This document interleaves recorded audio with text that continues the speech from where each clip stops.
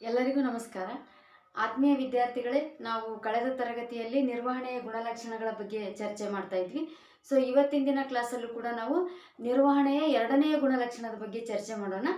ಅದು ಎರಡನೇ ಗುಣಲಕ್ಷಣ ಯಾವುದು ಅಂತಂದ್ರೆ, ನಿರ್ವಹಣೆಯು ಸರ್ವವ್ಯಾಪಕವಾಗಿದೆ ಅಂತ ಇದೆ. ಅಂದ್ರೆ ಮ್ಯಾನೇಜ್ಮೆಂಟ್ ಈಸ್ ಆಲ್ ಪರ್ವೇಸಿವ್ ಅಂತ ಅರ್ಥ. ನೋಡ್ರಿ, ಸರ್ವವ್ಯಾಪಕವಾಗಿದೆ ಅಂತ ಐತಲ್ಲ, ಸರ್ವವ್ಯಾಪಕವಾಗಿದೆ ಅಂತಂದ್ರ ಎಲ್ಲ ಕಡೆಗಳಲ್ಲೂ ಅಪ್ಲೈ ಆಗುತ್ತೆ.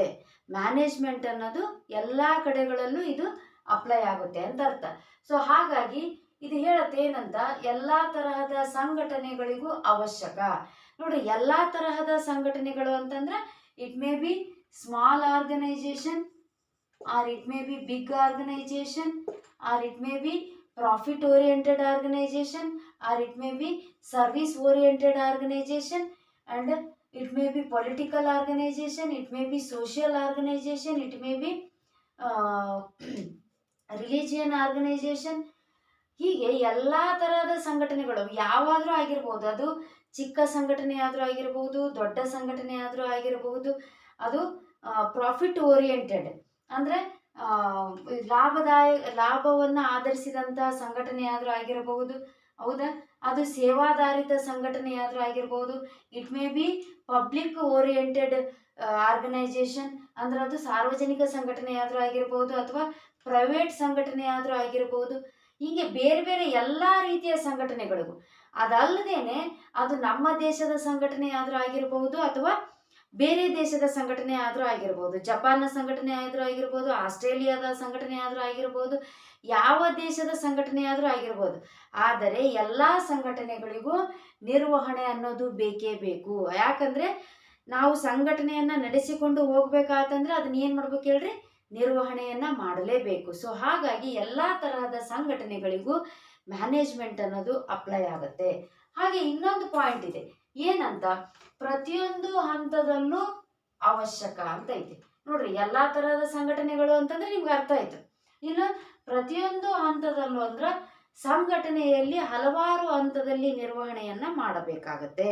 ಹಲವಾರು ಹಂತಗಳು ಬರ್ತವೆ. ನೋಡ್ರಿ, ಮುಂದಿನ ತರಗತಿಗಳಲ್ಲಿ ಬರ್ತವೆ ನಿರ್ವಹಣೆಯ ಹಂತಗಳು ಅಂತ, ಆವಾಗ ಹೇಳ್ತೀನಿ. ಇವಾಗ ಜಸ್ಟ್ ಅದ್ರ ಬಗ್ಗೆ ಒಂದ್ಸ ತಿಳ್ಕೊಳ್ಳೋಣ. ನೋಡ್ರಿ, ನಿರ್ವಹಣೆಯನ್ನ ಮಾಡ್ಬೇಕಾಯ್ತಂದ್ರೆ ಹಲವಾರು ವಿಧದಲ್ಲಿ ನಿರ್ವಹಣೆಯನ್ನ ನಾವು ಮಾಡ್ತೀವಿ. ಹಾಗಾದ್ರೆ ಸಂಘಟನೆಯಲ್ಲಿ ಏನಾಗುತ್ತಂದ್ರೆ 3 ರೀತಿಯ ಹಂತಗಳು ಬರ್ತವೆ. ಒಂದು ಟಾಪ್ ಲೆವೆಲ್ ಅಂತ ಬರುತ್ತೆ, ಇನ್ನೊಂದು ಮಿಡಲ್ ಲೆವೆಲ್ ಅಂತ ಬರುತ್ತೆ, ಇನ್ನೊಂದು ಲೋವರ್ ಲೆವೆಲ್ ಸೂಪರ್ವೈಸರಿ ಲೆವೆಲ್ ಅಂತ ಬರುತ್ತೆ. ನೋಡ್ರಿ, ಇದು ಉನ್ನತ ಹಂತ, ಮಧ್ಯಮ ಹಂತ, ಮತ್ತೆ ಏನ್ ಹೇಳ್ರಿ ಸೂಪರ್ವೈಸರಿ ಲೆವೆಲ್ ಅಂದ್ರೆ ಮೇಲ್ವಿಚಾರಣಾ ಹಂತ ಅಥವಾ ಕೆಳ ಹಂತ ಅಂತ ಹೇಳ್ತೀವಿ ನಾವು. ಸೊ ಇಲ್ಲೇ ಟಾಪ್ ಲೆವೆಲಲ್ಲೂ ಕೂಡ ಏನು ಮಾಡ್ಬೇಕು ಹೇಳ್ರಿ, ಮ್ಯಾನೇಜ್ಮೆಂಟನ್ನು ಮಾಡಬೇಕು. ಮಿಡಲ್ ಲೆವೆಲಲ್ಲೂ ಮ್ಯಾನೇಜ್ಮೆಂಟನ್ನು ಮಾಡಬೇಕು, ಲೋವರ್ ಲೆವೆಲಲ್ಲೂ ಕೂಡ ಮ್ಯಾನೇಜ್ಮೆಂಟನ್ನು ಮಾಡಬೇಕು. ಪ್ರತಿಯೊಂದು ಹಂತದಲ್ಲೂ ಮ್ಯಾನೇಜ್ಮೆಂಟ್ ಮಾಡಬೇಕು. ಮಿಡಲ್ ಲೆವೆಲಲ್ಲಿ ಹಲವಾರು ರೀತಿಯ ಡಿಪಾರ್ಟ್ಮೆಂಟ್ಗಳು ಬರ್ತವೆ, ವಿಭಾಗಗಳು ಬರ್ತವೆ. ಹಾಗಾಗಿ ಎಲ್ಲ ವಿಭಾಗಗಳಲ್ಲೂ ಕೂಡ ಮ್ಯಾನೇಜ್ಮೆಂಟ್ ಅನ್ನೋದು ಬೇಕಾಗುತ್ತೆ. ಸೊ ಹಾಗಾಗಿ ಮ್ಯಾನೇಜ್ಮೆಂಟ್ ಅನ್ನೋದು ಸರ್ವವ್ಯಾಪಕವಾಗಿದೆ. ಅಂದರೆ ಅದು ಯಾವುದೇ ದೇಶದ ಸಂಘಟನೆ ಆದರೂ ಆಗಿರಬಹುದು, ಅದು ಯಾವುದೇ ತರಹದ ಸಂಘಟನೆ ಆದರೂ ಆಗಿರಬಹುದು, ಎಲ್ಲ ಸಂಘಟನೆಗಳಿಗೂ ನಿರ್ವಹಣೆ ಅನ್ನೋದು ಅವಶ್ಯಕವಾಗಿದೆ. ಅದಲ್ಲದೇನೆ ನಿರ್ವಹಣೆ ಅನ್ನೋದು ಸಂಘಟನೆಯ ವಿವಿಧ ಹಂತಗಳಲ್ಲಿ ಮತ್ತು ವಿವಿಧ ವಿಭಾಗಗಳಲ್ಲಿ ಅದು ಅಪ್ಲೈ ಆಗುತ್ತೆ ಅಂತ ಹೇಳ್ತೀವಿ. ಸೊ ನೆಕ್ಸ್ಟ್ ಇನ್ನೊಂದು ಗುಣಲಕ್ಷಣವನ್ನ ಮುಂದಿನ ತರಗತಿಯಲ್ಲಿ ಡಿಸ್ಕಸ್ ಮಾಡೋಣ. ನಮಸ್ಕಾರ.